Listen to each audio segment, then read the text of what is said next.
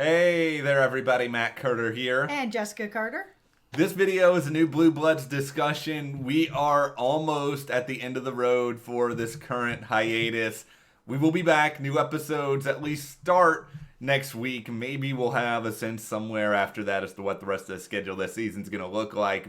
But this video, we're going to talk about a subject that has kind of been out there among many fans for some time, and that is the relationship between Erin and Jack.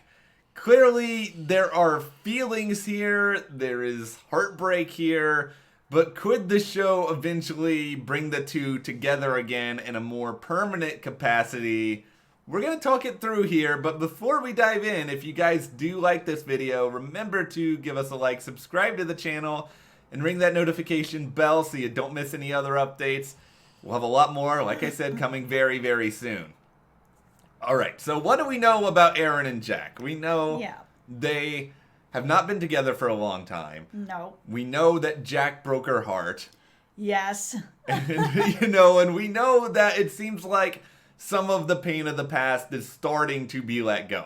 Yeah, I mean, this hurt has been going on for a long time. She's been holding on to it for a long time. They haven't really discussed what happened between them and had any real resolution.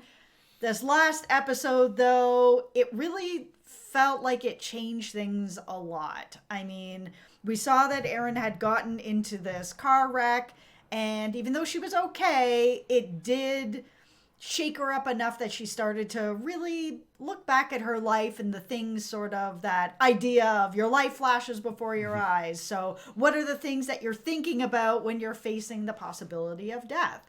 And it seemed that the thing she was really thinking about was her relationship with Jack. And it had her go and actually talk to Jack about it. And at first the conversation felt pretty smaller than I thought that it would be, where she just came in, she was like, listen, I'm really hurt about what happened.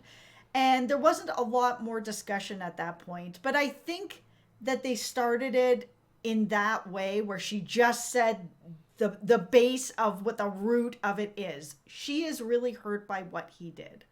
He didn't know how to respond right away. That's okay. I'm all right with that. If somebody doesn't have a response right away and they need some time to think about what they want to say because they want it to hold weight, I'm okay with that. And that's what that felt like. Yeah, it did feel a little bit like he needed time to process it.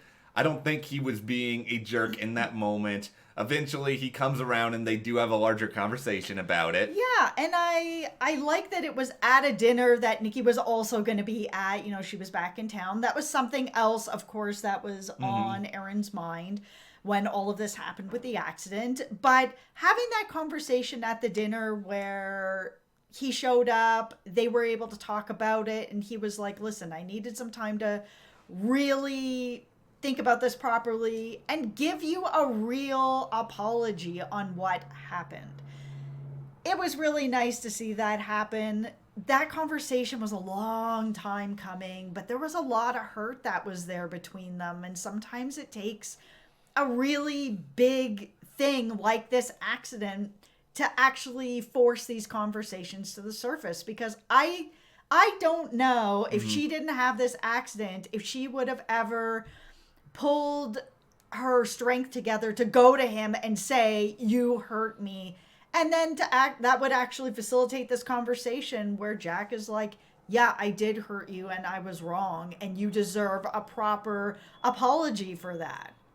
I think that she might have, but I don't think it would have been anytime soon. Like, it would have been something that probably would have taken years of building up and thinking about it. I mean, years beyond where we even are right now. And, you know, if we're going to start to map out, okay, what's the case for the two of them maybe having conversations again and trying to work things out, I think the biggest case for it is that this conversation did happen. He did acknowledge his own mistakes. He did acknowledge his own faults. I think they're able to sort of look at this, and Erin really, I mean, I'm not saying she hasn't moved forward, because I don't think that's necessarily it, but I think she's just focused so much on her job that because of that, she's not really giving herself a lot of an opportunity to look at anything else. She's just got her job, and she's got Nikki, and she's got her family, and that's been kind of it. Yeah, I feel like she's thrown herself into her job and she hasn't dealt with these feelings of hurt in a way that she really needed to. So, last week's episode, I think, was extremely important for this character to be able to have some self-reflection, have this moment, have this talk. And then we saw at the very end of the dinner when Nikki came in, they were all sitting down, there was these sort of smiles and connections between Jack and Erin. Mm-hmm. So here's the thing. So fans out there are really divided. Yeah. Like, it is down the middle. There's very few people that are like, I can take it or leave it. People either really want to see these two get back together again. Yeah. Or they are like, once a cheater, always a cheater. No, it's not happening. I don't want to see them together. Yeah. And they're no. So I think that they are working towards these two being together. And I think that this forgiveness and the way that it played out is being done in a way that might be able to heal some of the fans that do not want to see them together. Because if Erin is able to forgive and Jack is truly sorry and they are able to move forward, that maybe the show has been able to do it in a way that might heal some of the fans that don't want to see this happen. I think it comes about in how they deliver the message, but I think the other thing that's important here too is that even if Jack gets forgiveness from Erin, there are a lot of other people involved here, and you better believe that Danny and Jamie and Frank, they are all going to have their opinions about this, and I don't believe they're going to be initially quite that pleased to see Jack sort of becoming closer to Erin again, and I think they will put him through his paces to really actually see, is this guy different than who he once was? Has he changed? Because they're protective of her. I mean, yes, Erin is a grown woman. I mean, she's about to become potentially, if she decides to go for it, the district attorney.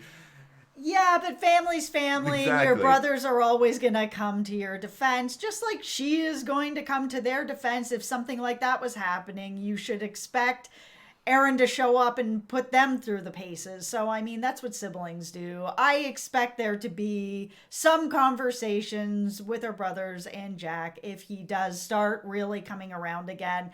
I can't imagine if he ends up at a family dinner, what that's going to look like, and have all the Reagans sort of put him through the paces. We'll see. I think that would be a fun family dinner. That may be the most chaotic family dinner in Blue Bloods history. Yeah. Just going through all of that. But, you know, the other interesting question as to how they're going to ultimately do this is I could see the Erin and Jack storyline maybe being something that is kind of woven into the end game of this show whenever it is, because I know that Peter Herman, the actor who plays Jack, pretty busy guy. I know he's got younger. I know he shows up occasionally on SVU. He's probably not someone who's going to be able to do every single family dinner. So they would have to sort of weave it in where maybe if they started to get back together, they're starting to do it and see each other here or there. But if they're in kind of that relationship place, he's not going to be going to dinner all the time. We really missed that place with Jamie and Eddie where all of a sudden they were just engaged. Oh, yeah, that was just, it went from kind of like a kiss and a little bit of hanging out. Now all of a sudden they're engaged. So, I mean, this could be a very sort of similar situation. And yeah, he is busy. So I don't expect that it's going to be on the same level as Jamie and Eddie, where we're going to start seeing, every episode is going to be some sort of deal with Jack in everything, but more of sort of a background player that if they are getting together, I think it's still going to be a slow process. Yeah. I don't think one conversation is just going to be the end of everything. I think it was just that smile from Erin makes it feel like there is going to be hope here that this could be something a little further down the line as more conversations happen, probably off screen. Yeah. More healing happens, also probably off screen. time will have to pass by.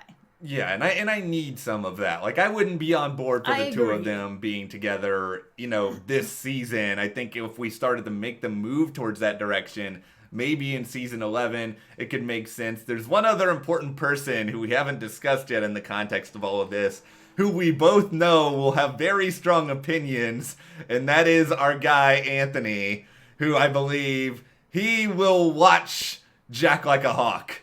Probably. I mean, their friendship is great and it's so much fun to watch. And he always has Erin's best interests at heart. So it'll be, some of those conversations will be fun to see if they actually play out on the show. Yeah, I mean, how many confrontations is Anthony going to have with Jack and be like, are you treating her right? Like, are you doing this? Are you out to hurt her? Anthony the Batman. Yeah, Anthony's going to chase him down. Yeah, Anthony's going to become Batman Anthony again with all this.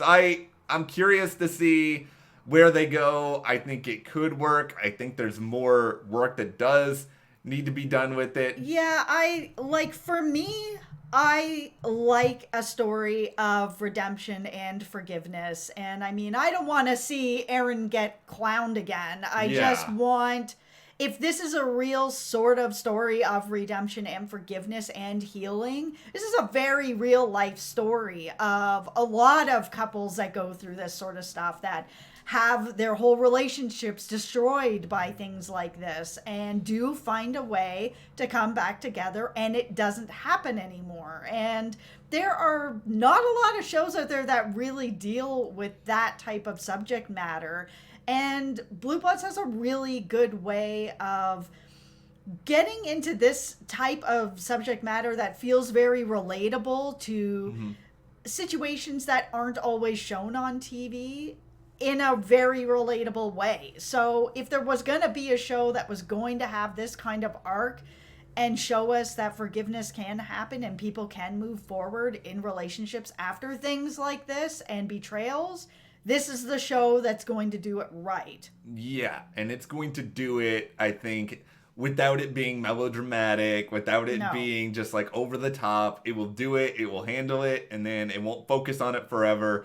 It will move forward, so you'll get all the same sort of police drama that you come to know and love from Blue Bloods. But we will be back next week to discuss more of the Reagans, unless, CBS changes things up. For now, looks like there's a new one coming. But let's get your feedback on this, because as we sort of set up, I'm sure you have opinions. Are you pro Erin and Jack? Are you anti Erin and Jack? Just give us your reasons why in the comments. And if you guys do like this video, remember to give us a like, subscribe, and you can support us further by checking the link in the description to the store. And we'll see you here next time.